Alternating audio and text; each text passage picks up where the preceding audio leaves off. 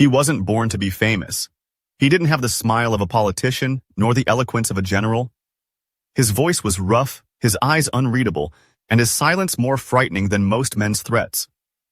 They called him the Scar, not because of a single visible wound, but because he carried the weight of too many close calls, too many secrets, and too many enemies who disappeared without a trace. He stood 2 steps behind Ibrahim Traoré, not as a bodyguard, not as a soldier on payroll, but as something else. An unnamed force, a sentinel molded in the shadows of coup, betrayals, and revolutions. Nobody knew when he joined Traoré. There are no records, no photos of him before 2022, no known family or history. Some say he came from the north, others claim he once served in a failed coup and was the only survivor. What everyone agrees on is this: the man has never flinched, never hesitated, and never taken a bribe. Until the day someone thought he might. It was a quiet Thursday in Ouagadougou. No gunfire in the streets, no press conference, just the heat of a city pretending to be calm. The meeting was arranged through whispers and cash. The hotel room was clean, the curtains thick. The man who waited inside was foreign, not in accent, but in the way he sat, like someone who had never tasted real fear. He wore a tailored suit and smelled of imported cologne. He placed the briefcase on the table without a word and opened it. Inside was $1 million in crisp American bills, freshly unwrapped, organized with surgical precision. Then came the offer. No need to shoot, no need to speak, just walk away. Just let it happen. 10 minutes without interference. That's all they wanted. The Scar didn't speak. He didn't blink.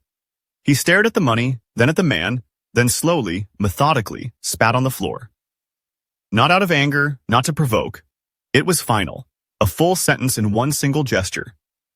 Then he turned and walked out, leaving the money untouched, the silence louder than any explosion. 2 days later, the man who made the offer vanished. Some say he fled the country.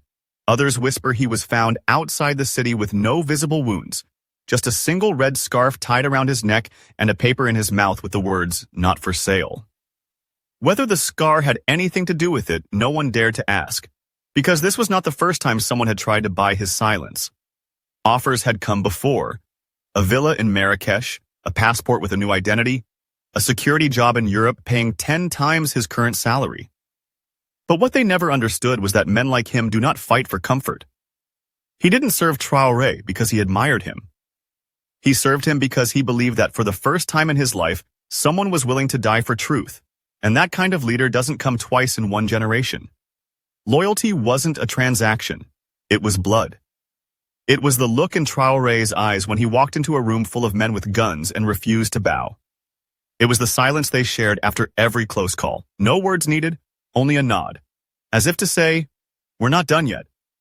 There's a story few know about the night the presidential convoy was ambushed on the way to Bobo Dioulasso. Traoré's vehicle was trapped. Gunfire from the ridge, no backup in sight. And yet, when they opened the door, it wasn't Traoré they saw first.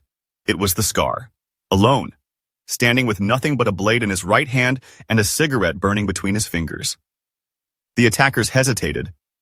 That hesitation saved the president's life. 5 men were killed that night, none of them by gun.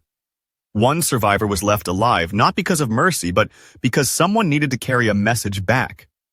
That Ibrahim Traoré was not alone. That behind him stood a man who would rather choke on dust than breathe betrayal. And that some guards are not trained, they are forged. Today, he still walks behind Traoré, the same 2 steps, the same stare. He never speaks to the press, never smiles for the camera.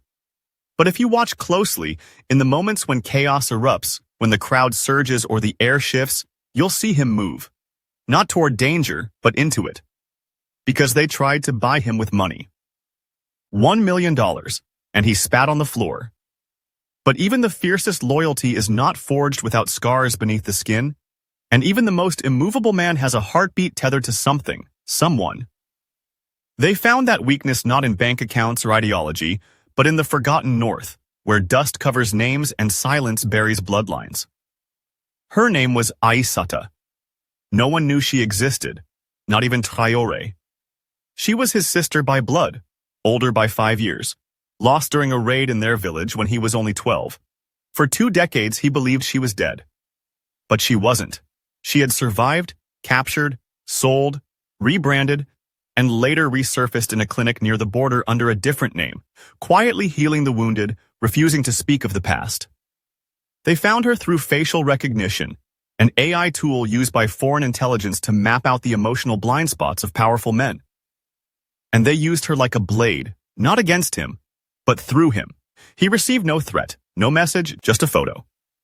A single printed image slipped under his door at 3:17 a.m. It was her. Older, worn, but unmistakably her, bound to a chair, bruised but alive, and a handwritten line beneath. You have one choice, one moment, or she disappears again, this time forever.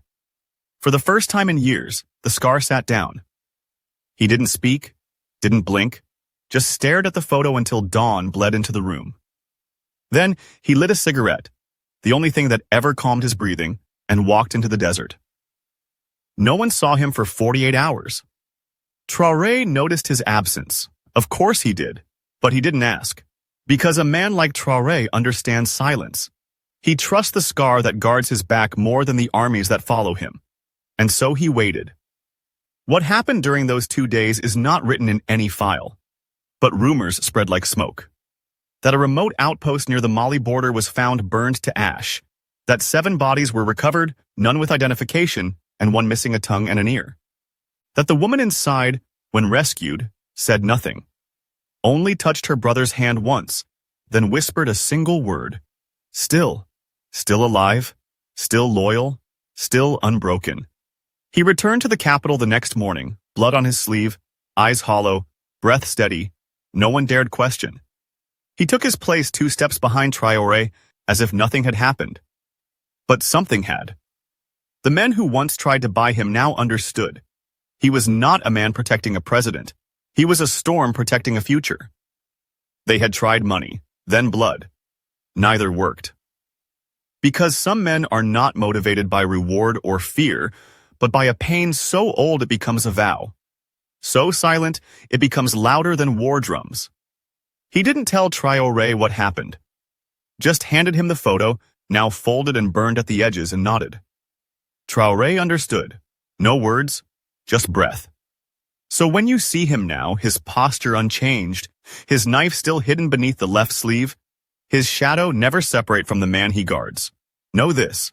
The one thing stronger than loyalty bought with money is loyalty reforged in fire, in loss, in sacrifice. And when they tried to break him, not by gold, but by the blood he thought he had already lost, he did not beg, he did not fold, he did not cry. He only whispered 3 words. She is safe. And then he went back to standing 2 steps behind a revolution. It happened on a morning so still, the birds seemed to hold their breath. A whisper in the intelligence channels. A rumor crawling through encrypted lines. The president would not make it to sunset. Traoré had received threats before. Anonymous, veiled, theatrical. But this was different. The source came from inside. One of the men who swore loyalty in daylight but sharpened knives in the dark had sold access to a foreign faction. They had a plan. A convoy, a sniper, a split-second window. They even had an insider planted in the president's vehicle rotation team. Everything had been rehearsed down to the second. They thought they were ready. They didn't know about him. The scar had felt it before anyone else. Not through reports or surveillance, he felt it in the air. In the glances exchanged too quickly, in the silence between trusted voices. That day he walked differently, slower, as if dragging time by the ankles. He didn't speak to Traoré. He didn't need to. They had developed a language without syllables, a bond deeper than briefing rooms and bulletproof windows. Traoré looked at him once that morning and said simply, "They're here, aren't they?" He nodded. The motorcade left the palace as scheduled. 3 black SUVs. Same route, same protocol. But the scar was not in his usual place. Not 2 steps behind, not anywhere visible. The assassins thought it was clear. The sniper adjusted his scope, breathing steady, waiting for the perfect alignment. They say the crosshair landed square on the president's heart. They say the trigger was halfway pulled. They say it never fired. Because at that precise moment before anyone heard a sound, the sniper slumped forward, his body convulsing once before falling over the edge of the rooftop. Knife lodged so deep in the base of his skull, it took forensic teams 12 hours to extract. They found no prints, no camera footage. Just a single item left beside the weapon, a red scarf soaked in dust. Back at the second checkpoint, two men posing as presidential drivers were found unconscious in the supply truck, their uniforms stripped, duct tape over their mouths, eyes wide with terror. They didn't speak a word. One had wet himself. In the palace, the traitor planted in the rotation team was found tied to his own chair with a broken wrist and a photograph taped to his forehead. It was a picture of Aissata. Traoré arrived at his destination unharmed, gave a speech, shook hands, smiled. The crowd never knew how close death had come. Only a few in the highest security circle understood what had just happened. They expected the scar to reappear as always, back in his place, watching, waiting. But he didn't. That evening, his quarters were empty. His knife was gone. His coat folded on the chair. No note. No scent of departure. Just absence, absolute, intentional, and complete. Traoré searched. Not with orders, not with force, but in silence. He stood in the room for an hour, staring at the chair, as if hoping it would whisper something. Nothing came. Weeks passed, then months. No sightings, no messages, only a myth. But stories began to surface. In Gao, a militia leader who once tried to defect claimed he was visited by a man with a scar across his jaw who left behind a warning carved into his desk. Touch him and you will never close your eyes again. In Accra, an arms dealer refused to sell sniper rounds after someone left a red scarf tied to his gate. In Niamey, a journalist found a sealed envelope under his pillow, containing proof of a planned coup. The envelope bore no name, only a smudge of dust and a folded photograph of Ibrahim Traoré. They say he's everywhere now, and nowhere. That he walks the shadows of cities where revolutions are born. That he has no phone, no home, no voice, just presence, just precision. That he doesn't need to protect the president anymore. He protects the idea. Because some men do not vanish in death, they vanish in purpose. And when you ask what became of the scar, they will not answer with facts. They will answer with a pause, with a look toward the horizon. And they will say, he's still 2 steps behind, even when you can't see him.